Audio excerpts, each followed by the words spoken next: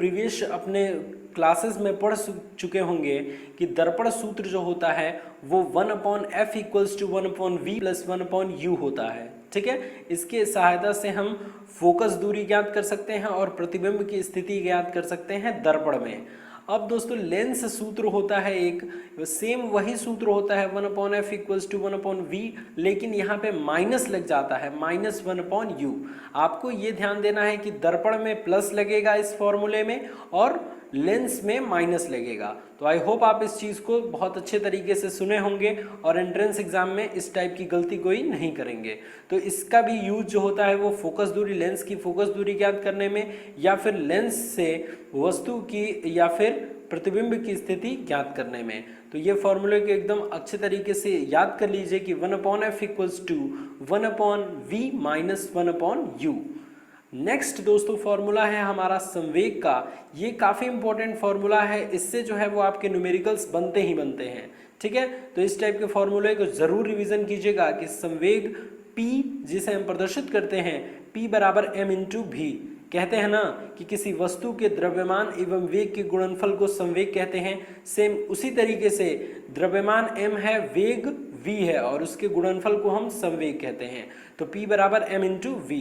Next दोस्तों हमारा formula है कि आवेग को हम I से प्रदर्शित करते हैं और I बराबर F इंटू टी होता है, जहां F बल है और T समय है। तो ये चीज़ हम ध्यान में रखेंगे। क्वेश्चन दोस्तों न्यूमेरिकल किस तरीके से पूछा जा सकता है कि एक वस्तु पर जो है वो 5 न्यूटन का बल 3 सेकंड में लगता है, तो उस वस्तु का आवेग कितना होगा। तो इस टाइप से कई क्वेश्चंस बन सकते हैं और बने भी हैं आपके एंट्रेंस एग्जाम में। सो आप इस टाइप के फॉर्मूला को बिल्कुल भी मिस मत कीजिएगा। यहाँ पे दोस्तों हम नेक्स्ट अपना फॉर्मूले की तरफ बढ़ जाते हैं, वो है हमारा बल आघूर्ण। बल आघूर्ण को हम टाउ से रिप्रेजेंट करते हैं और टाउ बराबर F इंटू डी होता है, जहाँ F जो है वो बल है और D जो है वो दोनों बलों के बीच की लंबवत दूरी है, यानी कि क्रिया रेखा की लंबवत दूरी। तो D यहाँ पे हमारी दूरी हो गई, तो टाउ बराबर F इंटू डी। यहाँ पे दोस्तों कई बार हमें मात्रक पूछ देता है, तो इसका मात्रक न्यूटन मीटर हो जाएगा। बल आघूर्ण का मात्रक न्यूटन मीटर हो जाएगा। तो ये भी हम ध्यान में रखेंगे। फॉर्मूला से देखिए, इस फॉर्मूला जो हम बता रहे हैं आपको, उससे दो आपको बेनिफिट होने वाला है। एक तो आप इसकी जो है यूनिट निकाल सकते हैं, मात्रक निकाल सकते हैं, और दूसरा अगर आपके एंट्रेंस एग्जाम में आपका कोई न्यूमेरिकल आता है तो इस फॉर्मूलाज की मदद से आप सॉल्व कर सकते हैं, अगर इन फॉर्मूला पे बेस्ड कोई न्यूमेरिकल आता है तो। ठीक है दोस्त, अब बढ़ते हैं दोस्तों अपने नेक्स्ट फॉर्मूला की तरफ। ये है हमारा कि कार्य, तो कार्य को हम W से रिप्रेजेंट करते हैं और W बराबर F इंटू एस, यानी कि बल गुणे विस्थापन। ठीक है, अब दोस्तों नेक्स्ट फॉर्मूला की तरफ हम बढ़ जाते हैं। नेक्स्ट फॉर्मूला है हमारा सामर्थ्य। ये बहुत इंपॉर्टेंट फॉर्मूला है कि P सामर्थ्य यानी कि पावर को हम P से प्रदर्शित करते हैं और P बराबर W अपॉन टी, यानी कि कार्य बटा समय।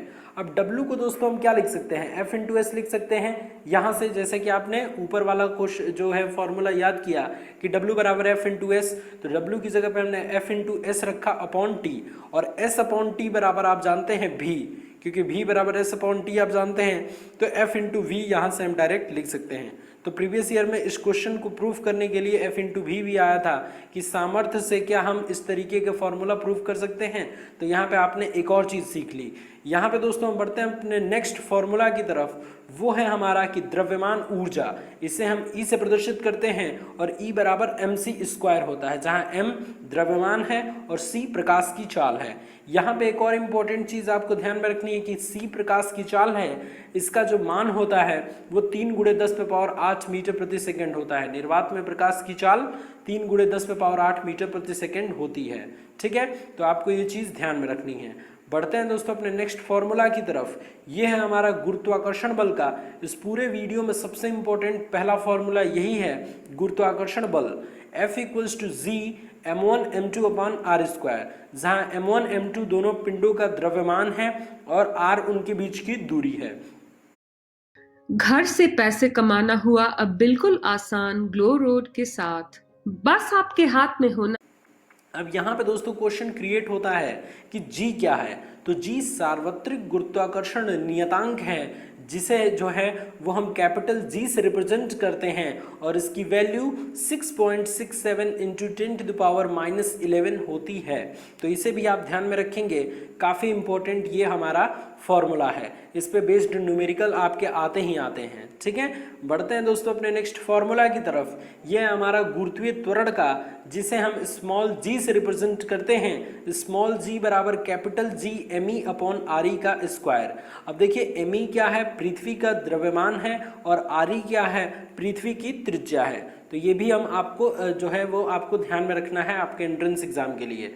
यहाँ पे दोस्तों हम बढ़ते हैं अपने नेक्स्ट फॉर्मूला की तरफ। वो है हमारा दाब। दाब को हम P से रिप्रेजेंट करते हैं। जैसा कि आप जानते हैं कि दाब का इंग्लिश प्रेशर होता है, तो P बराबर F अपॉन A, यानी कि एकांक क्षेत्रफल पर लगने वाला बल दाब कहलाता है। ये भी हम कहते हैं, तो P बराबर F अपॉन A। ठीक है, तो ये चीज़ हम ध्यान में रखेंगे। इससे बेस्ड अगर न्यूमेरिकल्स आते हैं तो आप सॉल्व कर लीजिए। अपॉन जी, जहाँ L लंबाई है और G गुरुत्वीय त्वरण है, तो ये भी ध्यान में रखेंगे। एक और क्वेश्चन दोस्तों पूछता है कि आवर्तकाल और आवृत्ति में क्या संबंध होता है, तो आवर्तकाल बराबर 1 बटा आवृत्ति, यानी कि T बराबर 1/n। नेक्स्ट फॉर्मूला की तरफ बढ़ते हैं। नेक्स्ट फॉर्मूला दोस्तों हमारा है कि तरंग की चाल, जिसे हम V से रिप्रेजेंट करते हैं। V बराबर n लेमडा, जहाँ n आवृत्ति है और लेमडा तरंग दैर्ध्य है। तो आई होप आपको ये चीज़ें जो है वो काफ़ी इंटरेस्टिंग लग रही होंगी। दोस्तों बढ़ते हैं हम अपने नेक्स्ट सबसे इम्पोर्टेंट फॉर्मूला की तरफ। वो है हमारा ताप पैमानों में संबंध। ये क्या होता है कि देखिए सेल्सियस, फ़ारेनहाइट और केल्विन में ताप दे देगा और उनको जो है वो आपको निकालना होगा। जैसे कि आपको सेल्सियस में दे देगा और फ़ारेनहाइट में इसका मान पूछेगा, तो आप इस फॉर्मूले से निकाल सकते हैं कि C/5 इक्वल्स टू F-32/9। ठीक है, लेकिन पूरा क्या होता है, सब में संबंध क्या होता है, C/5 बराबर F-32/9 बराबर K-273/5। ठीक है, तो ये पूरा फॉर्मूला है ताप पैमानों में संबंध का। तो आई होप आपको ये फॉर्मूला काफ़ी इंटरेस्टिंग लगा होगा। बढ़ते हैं दोस्तों अपने नेक्स्ट फॉर्मूला की तरफ। ये हमारा कि विशिष्ट ऊष्मा, जिसे हम स्मॉल s से रिप्रेजेंट करते हैं, और स्मॉल s बराबर होता है Q/m इंटू डेल्टा T। तो ये भी आप ध्यान में रखेंगे कि विशिष्ट ऊष्मा स्मॉल s बराबर Q/m इंटू डेल्टा T। तो ये चीज़ें आपको ध्यान में रखनी होगी। अब दोस्तों बढ़ते हैं हम अपने नेक्स्ट फॉर्मूला की तरफ। वो है हमारा कि प्रतिबिंबों की संख्या। देखिए क्वेश्चन किस तरीके से पूछेगा कि दो दर्पण अगर किसी कोण पर हैं, दो समतल दर्पण अगर किसी कोण पे हैं, तो उनके बीच बनने वाले प्रतिबिंबों की संख्या होगी। तो प्रतिबिंबों की संख्या को स्मॉल n से रिप्रेजेंट करते हैं, और स्मॉल n बराबर 360/θ-1, यानी कि अगर दो दर्पणों के बीच का कोण 60 डिग्री होगा, तो हम थीटा की जगह पे सिंपल वे में 60 डिग्री रख देंगे और डिवाइड करके एक में एक घटा देंगे, तो जितना आएगा वो हमारा प्रतिबिंबों की संख्या हो जाएगी। बढ़ते हैं दोस्तों हम अपने नेक्स्ट फॉर्मूला की तरफ। ये है हमारा कि लेंस की क्षमता। लेंस की क्षमता को P से हम रिप्रेजेंट करते हैं, और P बराबर 100/F, यदि F सेंटीमीटर में ली गई हो। अगर F का मान जो है वो मीटर में लिया गया हो, तो P बराबर 1/F इन मीटर होता है। तो ये बात आप ध्यान में रखेंगे सेंटीमीटर और मीटर की। बढ़ते हैं दोस्तों अपने नेक्स्ट फॉर्मूला की तरफ। वो है हमारा कि आवेश। आवेश का फॉर्मूला क्या होता है, Q बराबर I इंटू टी। ठीक है, तो ये भी आप ध्यान में रखेंगे कि Q बराबर I इंटू टी। तो I बराबर क्या हो जाएगा, Q/T। तो ये भी आप ध्यान में रखेंगे। या फिर एक और होता है दोस्तों N इंटू E। ठीक है, जहाँ N इलेक्ट्रॉनों की संख्या और E इलेक्ट्रॉन पर आवेश है। इलेक्ट्रॉन पे आवेश कितना होता है, तो 1.6 इंटू 10⁻19 गुलाम ऋण आवेश के बराबर होता है। तो ये भी चीज़ आप ध्यान में रखेंगे। बढ़ते हैं दोस्तों अपने नेक्स्ट फॉर्मूला की तरफ। नेक्स्ट और लास्ट हमारा फॉर्मूला है कि विभवांतर।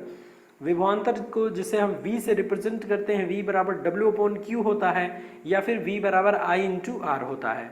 ठीक है, तो अगर हम इसका मात्रक पूछे तो विभवांतर का मात्रक वोल्ट होता है या फिर जूल प्रति कुलाम होता है, क्योंकि W का मात्रक जूल होता है और Q का मात्रक कुलाम होता है। तो आई होप दोस्तों ये सारे जो है फॉर्मूला आपको काफ़ी इंटरेस्टिंग लगे होंगे। ऐसी ही जो वीडियो